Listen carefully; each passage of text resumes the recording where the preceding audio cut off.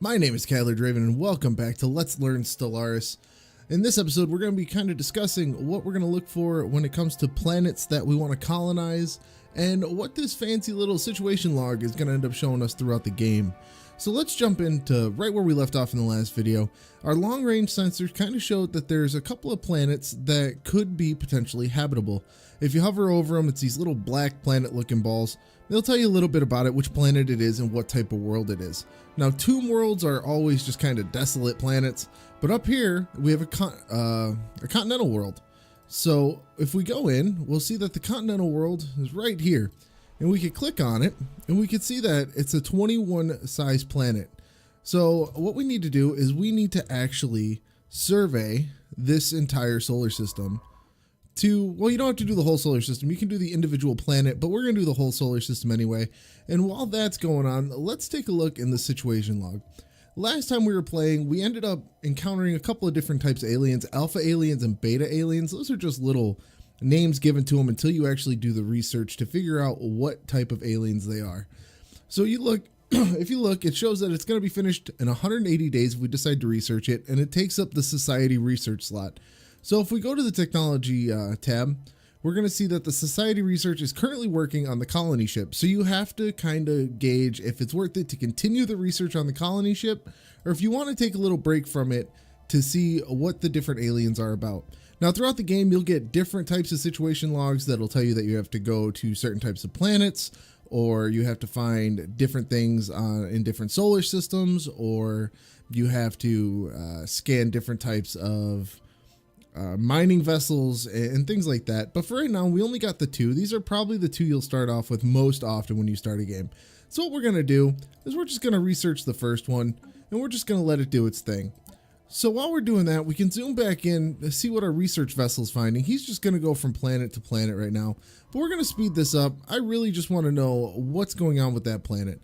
So what you can always do is if you want something very specific to be discovered in a solar system, you can always just right click, go straight to survey. As you can see, our fleet order has been finished. We constructed that mining station we were working on last time. We can just kind of leave that be. So our construction ship is currently doing nothing, which is totally fine for what we're doing right now. Normally you want to try to keep all your ships doing as much as possible at any given time. Now what we're going to do is we're going to pause. We figured out that this planet is 80% habitable, and we can click on it, and we can click on the surface tab, and it'll show what the surface of the planet looks like. As you can see, there's some food squares, there's some mineral squares, there's some research squares, and this will actually be a fantastic place to expand our little empire when the time comes. But to expand the empire, we need to finish the technology for the colony ship. But the colony ship falls under the society research, just like the Investigate Alpha Aliens does. So what we're going to do is we're actually just going to let that Investigate Alpha Aliens finish. And we're going to zoom back out, and we're going to take this guy, we're going to take the science vessel over to here, and we're going to just investigate this tomb world so we can kind of show you what a planet that is kind of useless for you is going to look like.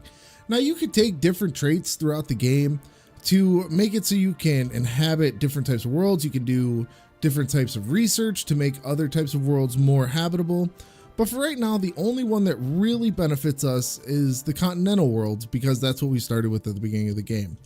So here comes our fantastic little science vessel. And if we zoom into him, you can see he just looks so cool. The art in this game is fantastic. The ships look amazing. You can even just kind of do like this third person view and watch them fly on in. We're going to see what this tomb world has to offer while the research is kind of finishing up. And we're just kind of waiting. Special project complete. All right, so our special project got completed, and what that special project was the Alpha Aliens, and what it told us was the first group that we encountered were some space amoebas.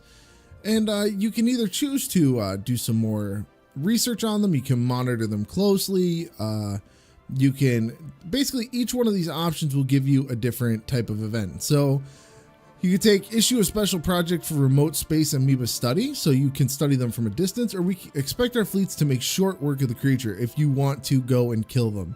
I'm not much of a murdering type in this type of game. We're not really playing that direction, so we're going to issue a special project for remote amoeba study.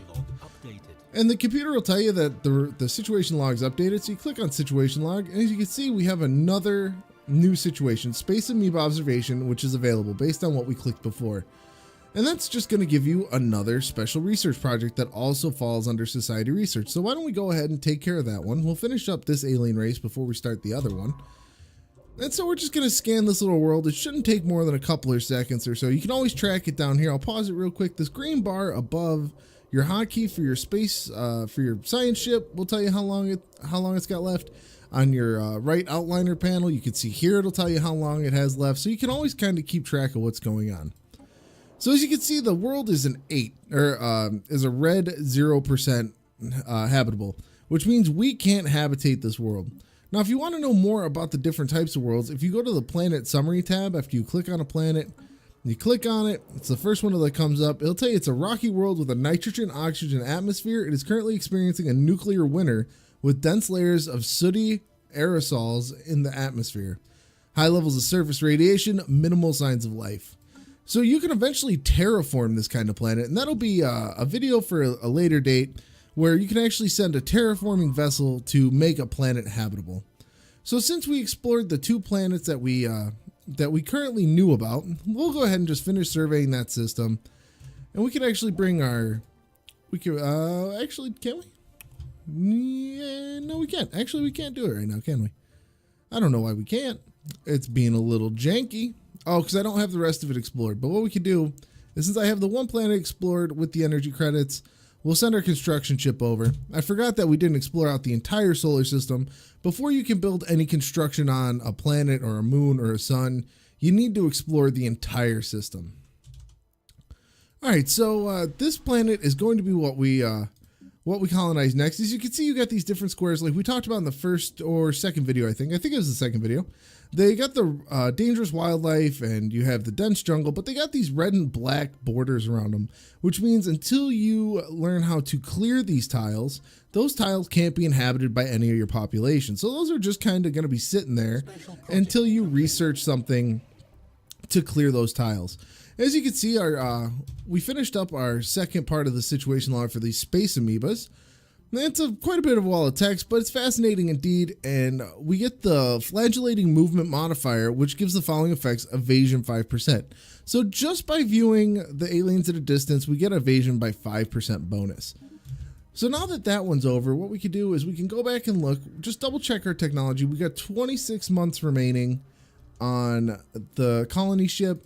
We have 1 more option as far as what we want to do with the situation log. But for right now, we're just going to continue to expand out our research, and we're going to expand out what we survey with the science vessels, and we're going to expand out what we're doing with the construction, just to give us a really good base. And I actually just noticed, now that we jumped to this system actually unlocked, and we're getting some long-range scanners, and it's telling us that there's a continental world, a tundra world, and an arid world. So what we want to do is we want to jump into this system here, and we're going to take a quick look. This is the... What's this one? This is the continental world. It's 80% habitable. We can click on it. It's only got a 13 planet size, which is much smaller than the 21 of the other planet. But I think it's important to see if it might have some better resources, if it might have a better layout. So we're going to stop doing our science in the SWIR system, move on over, check out that continental world while we got this game going. And we're basically just going to kill some time until we can... Oh, wow. Okay, so it actually jumped back up to 47 months left. So we got quite a ways to go for the colony ship. So let's go see how our research vessel's doing. He's going to hit up this tiny little blue planet. Doesn't look so different from Earth. And everything you click on will have a nice little description in it. So this is a Class M star, which is the most common type of star. It'll tell you kind of what every planet is. That's a toxic world. This is a barren world. Barren worlds just have nothing on them. All right, so he finished taking a look at this planet. So let's take a look at the surface tab for that planet. As you can see, there's a different type of unlockable tile that we can't inhabit right now, which is mountain range. All of these are unlockable throughout research. So whenever you see those come through your research, they usually don't take very long, and they do come in handy throughout the game. So the sooner you can get those done, the better off you're going to be. So what do we got here? We got a Tundra World, and we have an Arid World. So let's go ahead and just survey the Arid world while we're waiting, just to give you a different look at what the different planets kind of look like. So as you expand throughout the galaxy and you explore farther and farther reaches, you'll notice that your long-range sensors will pick up a little bit of data about each. So this area on the, this kind of brownish area, that's your longer range sensor. So you can tell that the intel on this system is low. And what it'll do is it'll tell you if you hover over it, the sensor range, the intel level's low, which means you just know how many planets are in the system. So you can click on it and it'll just kind of show you there's an outline of all the different planets. And then if you go one farther out, you don't know nothing. You can't even click on it. All you know is what type of star it is. So it doesn't do you much good. Right now our science ship is doing nothing. So let's get him finishing. It helps if I click on him first. Let's get him to survey that planet, and while he's doing that, let's take a look at this one that we can't currently inhabit. This was an arid type planet, dry rocky world with a nitrogen oxygen atmosphere, which means it can be inhabited eventually. Or if you decided to make arid worlds, the arid type your home world, you would be able to colonize this kind of planet. But remember, we took continental, so continental is our starting base type planet that's most habitable to us. As you can see, this one's got quicksand basins and deep sinkholes, is unattainable little squares for right now. Once again, you can get those through research. So that planet's kind of not going to do as much good other than the fact that it has some society research that we can build. So we'll take the construction ship. We could use the extra society research, so we'll bring the construction ship over and we'll start mining out an additional 4 research. So when that's done, you'll be able to see up here, I'll show you as soon as it's finished, that'll go from a 5 to a 9. So if we just kind of remember right now, we're at a +2% and we got a +5 to society research. You'll see those change after we get that research station built. So let's take one more quick look here. Are we finishing up this one? You gonna help me out here? Are we done with it? I think we are done with it. He ain't doing nothing.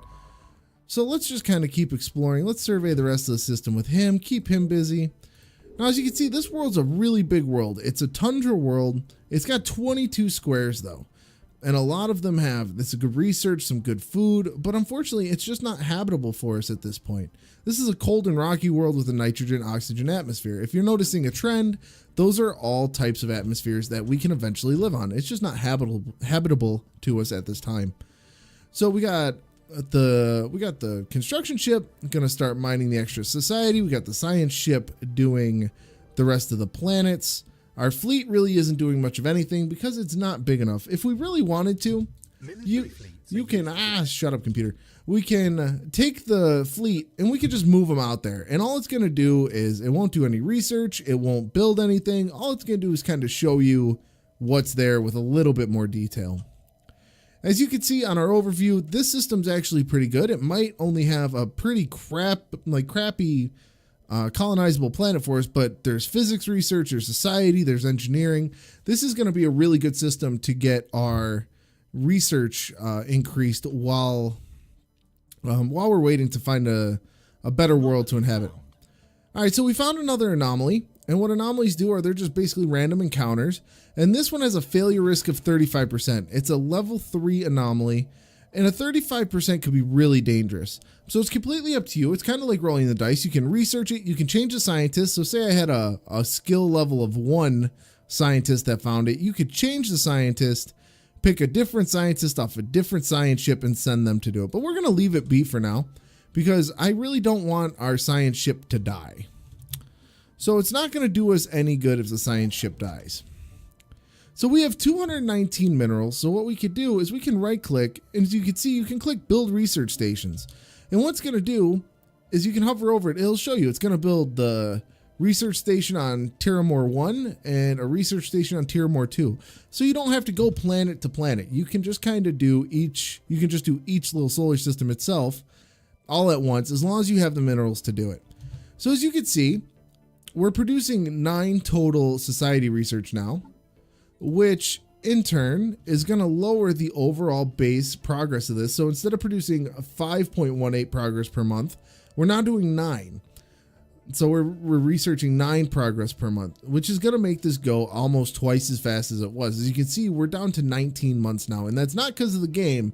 That's because we actually found more society research. So what we kind of went over is we found a planet we want to hit. We're going to take over. We're going to colonize that planet. Showed you a few different kinds of other planets that are not habitable. We showed you... Oh, real quick, before I jump off that, we got some new research. Our research speed is up another 5% because we did administrative AI. So we're going to do another research. As you can see, you've got a couple of different options here. You can build deflectors, research deflectors for your ships. If you want to go a military route, that's an option. If you notice you're running out of a storage for your energy credits, you can get the power hub number 1, which is going to increase how much you can hold by 500. And you could take the power plate number 2, which will give you an extra capacity of 250, and it unlocks the power plant number 2, which produces more power on the planets. So we're going to try to stay away from the military stuff. We want to kind of be more self-sufficient at this time. So we'll get that started. That should be done by the next time I join you guys for a Let's Learn. So kind of showed you what a good planet looks like to inhabit. We showed you what a few bad planets were. We showed you a planet that is habitable, but not as good as another one, and what we kind of look for in that respect. We showed you how mining the society research and the physics research and the engineering research has a direct correlation to how your research goes. And we took our fleet over to another system just to kind of peek around and see what we were looking at. So on the next episode, what we're going to go over is hopefully we'll get the colony ship done by then, and we'll show you how to get your colony started. My name is Kadler. Thank you so much for joining me on this fantastic day, and I hope to see you again soon.